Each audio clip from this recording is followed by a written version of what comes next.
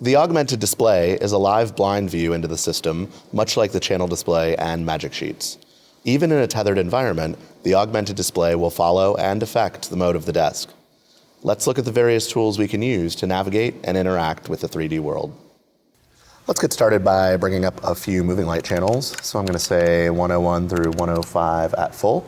You can see those turn on in my model. And you can see as I pan and tilt them and move them around that is representative of what's going on my stage. If I come into color, I can bring in cyan all the way, my image area. I can set a gobo.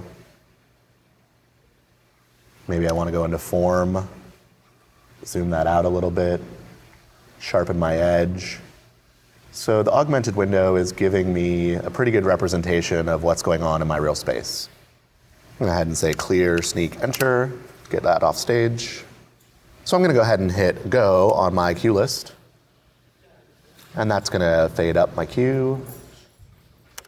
So as I step through my cues, again, that window is showing me what all of those channels are doing in real life.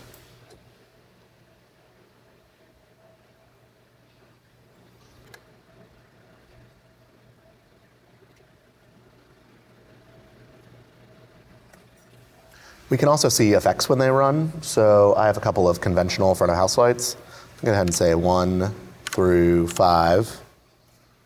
At 50, enter, and I'm going to run effect 412, which is a sine wave effect, so we can get a live indication of what those channels are going to be doing. Just like our live channel and our magic sheets, the augmented window is a live and blind display. So if I hit my blind key, I can see what that cue is going to look like, even though my live output is still going to my stage. So if I hit next, I'm previewing my cues, just like I've always been able to do with my data in my window. Now I get a visual representation of what that looks like.